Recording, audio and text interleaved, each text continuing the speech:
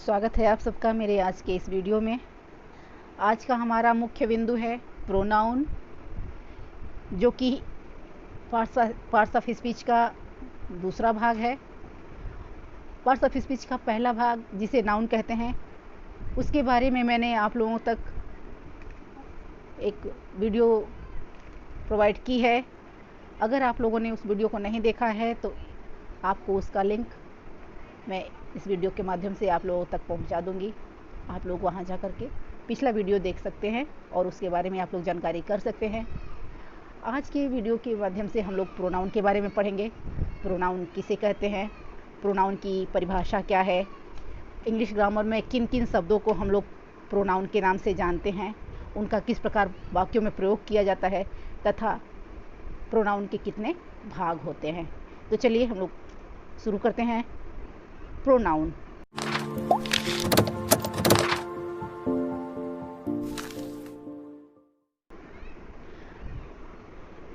Ram is a student. He reads in class 7th. Sita is a dancer. She is very beautiful. My father has a car. It is red. The boys are absent today. They will come tomorrow. तो इन वाक्यों में आए हुए जो शब्द हैं ही, सी, it, दे, अगर इन पे हम विचार करें तो हमें पता चलता है कि ये सब किसी नाउन के बदले में या उनके स्थान पर प्रयोग किए गए हैं। इंग्लिश ग्रामर में जो शब्द नाउन के स्थान पर प्रयोग किए जाते हैं उन्हें प्रोनाउन कहते हैं।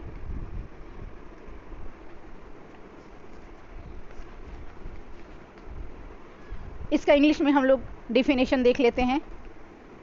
A pronoun is a word used instead of a noun, यानी जो शब्द नाउन के स्थान पे प्रयुक्त होते हैं या प्रयोग किए जाते हैं, ऐसे शब्दों को प्रोनाउन कहते हैं।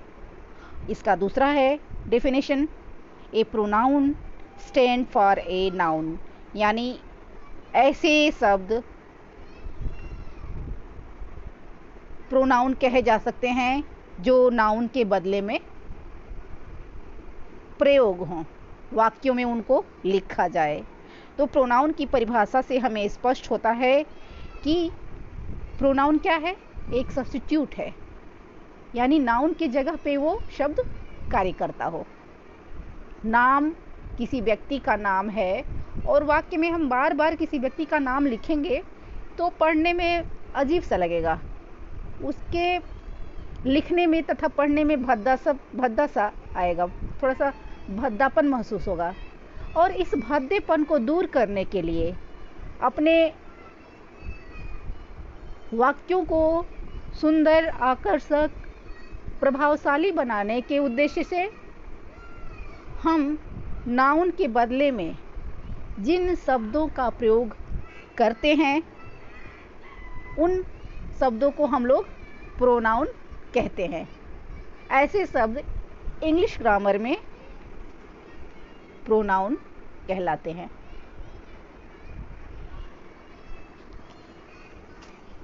प्रोनाउन क्या है? प्रोनाउन एक सब्स्टिट्यूट है, यानी जो नाउन के बदले में प्रयोग हो, नाउन के स्थान पे उसको लिखा जाए, उसका पूरा पूरा अर्थ समझ में आए, ऐसे शब्द क्या कहलाएंगे? प्रोनाउन कहलाएंगे।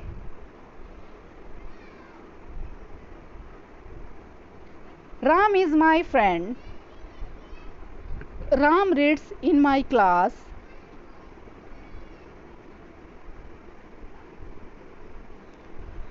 Ram is absent today because Ram is ill.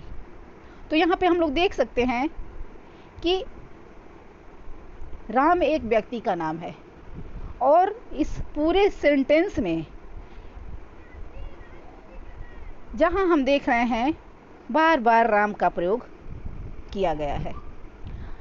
तो इस तरह जब भी हम किसी नाउन का नाम किसी नाउन का बार बार हम जिक्र करते हैं, अपने वाक्यों में उसका प्रयोग करते हैं, तो हमारा जो वाक्य है वो भद्दापन आ जाता है उसमें, वो पढ़ने में या लिखने में अजीब सा लगता है।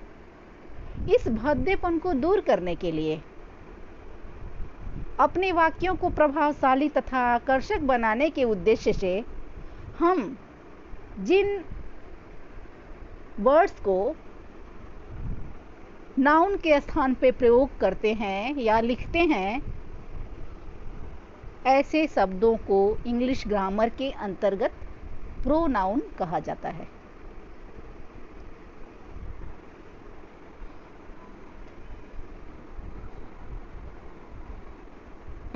जैसा कि मैंने अभी आप लोगों को बताया कि राम क्या है, राम यहाँ पे एक नाउन का कार्य कर रहा है। यह एक नाउन की तरह कार्य कर, नाउन है, राम एक व्यक्ति का नाम है। और नाउन की परिभाषा मैंने आप लोगों को बता दिया है, आपको मैं बता चुकी हूँ कि किसी व्यक्ति, वस्तु, स्थान या भाव के नाम को संज्ञा कहते हैं। यानी noun is the name of a person, place और things. Noun is a naming word. तो ये एक तरह से क्या है, किसी व्यक्ति का नाम है राम, और राम जो है हमारे वाक्यों में वो बार बार प्रयोग हुआ है, और बार बार प्रयोग होने से हमारा सेंटेंस है वो पूरा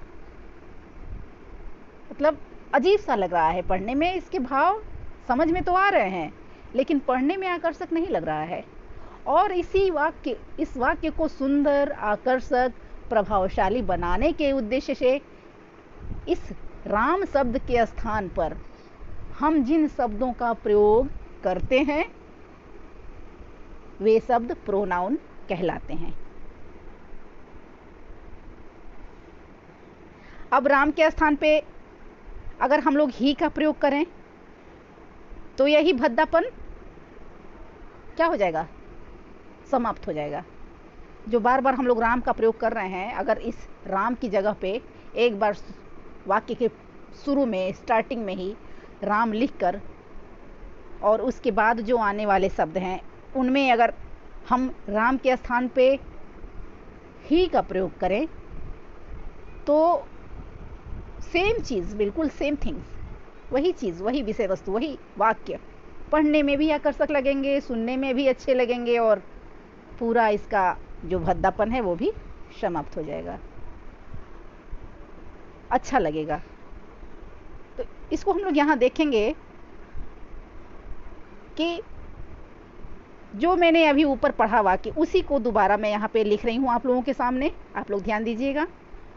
राम इज़ माई फ्रेंड, जैसा कि ऊपर के वाक्यों में भी मैंने यही चीज़ लिखा था, राम इज़ माई फ्रेंड।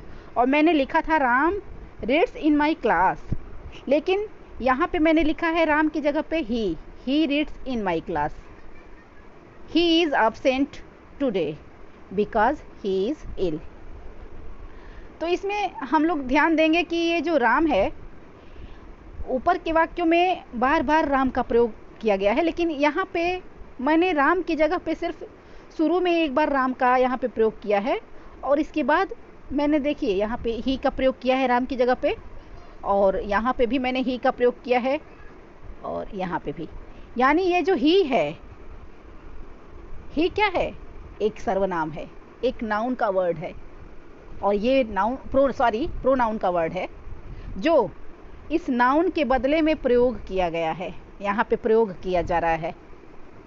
आप लोग ध्यान दीजिएगा थोड़ा सा, देखिए राम क्या है, राम एक नाउन है, किसी व्यक्ति का, एक पर्सन का नाम है, और इस वाक्य के दूसरे वाले सेंटेंस में यहाँ पे मैंने राम के बदले में ही लगाया है, ही का प्रयोग किया है।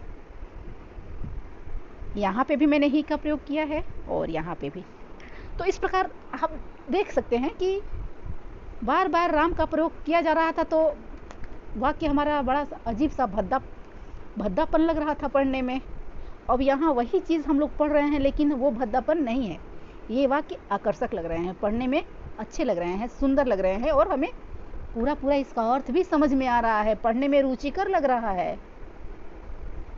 तो इस तरह हम कह सकते हैं कि जिन शब्दों का प्रयोग हम नाउन के स्थान पे करते हैं, ऐसे शब्दों को प्रोनाउन कहा जाता है। उम्मीद करती हूँ आप लोगों को जो भी मैंने ऊपर सेंटेंस में बताया, नाउन के स्थान पे प्रोनाउन को हम लोग किस प्रकार यूज करते हैं, और अगर नहीं यूज करते हैं और बार बार हम लोग अपने वाक्यों में बार बार किसी व्यक्ति का नाम लिख करके अपने वाक्यों को लिखते हैं, तो उसको पढ़ने में लिखने में क्या महसूस होता है, कैसा लगता है। और अगर हम किसी व्यक्ति का नाम शुरू में एक बार उसको लिख करके और उसके स्थान पे जब भी हमें उसका किसी व्यक्ति के बारे में लिखना हो तो उसके स्थान पे नाम न लिख करके हम ही, सी, इट, दे आदि का प्रयोग अगर हम करते हैं तो वही वाक्य पढ़ने में कितने आकर्षक और अच्छे लगते हैं। तो इस तरह से समझ में आ गया होगा कि मतलब प्रोनाउन का प्रयोग कितना प्रभावशाली है वाक्यों को आकर्षक बनाने के लिए और इसका भद्दापन दूर करने के लिए। अब चलते हैं हम लोग इसके भाग के बारे में पढ़ने, यानी प्रोनाउन के कितने भाग होते हैं, कितने प्रकार होते हैं, काइंड्स ऑफ प्रोनाउन। प्रोनाउन कुल 10 प्रकार के होते हैं। प्रोनाउन के निम्नलिखित प्रकार या भेद हैं। पहला है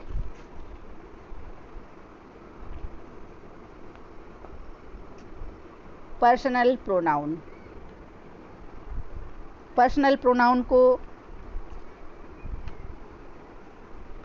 हिंदी में हम लोग व्यक्तिवाचक सर्वनाम कहते हैं। दूसरा है पॉजेसिव प्रोनाउन, इसे हिंदी में अधिकारवाचक सर्वनाम के नाम से जाना जाता है।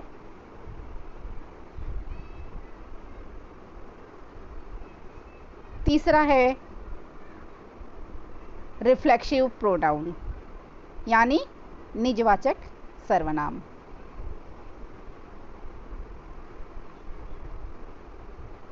चौथा है एम्फैथिक प्रोनाउन, जिसे हिंदी में बलदायक सर्वनाम कहते हैं। बलदायक का मतलब कुछ ऐसे शब्द होते हैं एम्फैथिक के अंदर जिनका प्रयोग वाक्यों में करने से किसी कार्य का, जैसे किसी कार्य के होने के लिए या करने के लिए विशेष रूप से उस पर बल दिया जाता हो। ऐसे वर्ड्स जैसे himself, my self, your self और भी दूसरे शब्द होते हैं।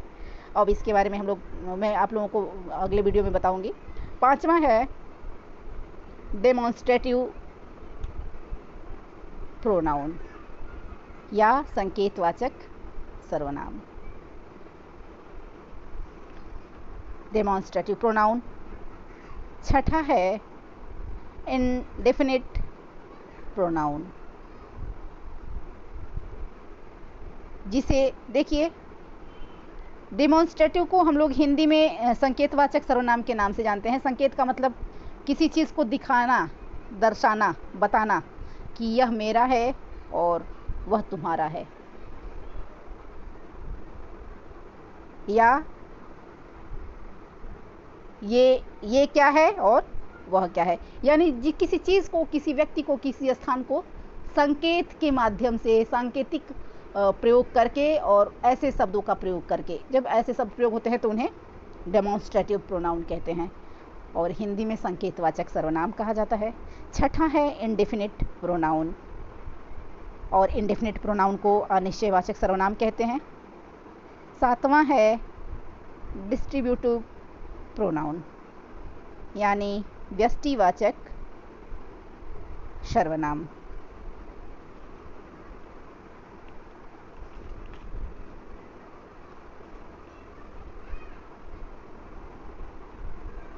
सातवां है डिस्ट्रीब्यूटिव प्रोनाउन यानी व्यष्टिवाचक सर्वनाम। आठवां है रेसिप्रोकल प्रोनाउन, परस्पर बोधक सर्वनाम। इसे परस्पर बोधक सर्वनाम हिंदी में कहा जाता है। नौवां है रिलेटिव प्रोनाउन, संबंधवाचक सर्वनाम। ऐसे शब्द जिनका प्रयोग करने से किसी व्यक्ति का किसी वस्तु के साथ या स्थान के साथ मतलब संबंध ज्ञात हो, उन शब्दों के प्रयोग को इसमें लिया गया है और ऐसे शब्द रिलेटिव प्रोनाउन कहे जाते हैं। इंट्रोगेटिव प्रोनाउन 10वां और आखिरी है हमारा, लास्ट, ये इसका आखिरी भाग है प्रोनाउन का, इंट्रोगेटिव प्रोनाउन यानी प्रश्नवाचक सर्वनाम। तो इस तरह से हमने देखा कि सर्वनाम किन शब्दों को कहा जाता है, किन शब्दों को प्रोनाउन कहते हैं और इनका वाक्यों में किस प्रकार प्रयोग किया जाता है, इसके कितने भाग होते हैं। अब इन भागों के बारे में विस्तार से मैं अगले वीडियो में आप लोगों को जानकारी दूंगी। और अगर आप लोगों को मेरा ये वीडियो अच्छा लगा हो तो इसको लाइक, शेयर और सब्सक्राइब करना मत भूलिएगा। बेल आइकन को प्रेस करिएगा मेरा वीडियो देखने के लिए सबसे पहले। और आज के लिए बस इतना ही, मिलते हैं अगले वीडियो में, तब तक के लिए नमस्कार।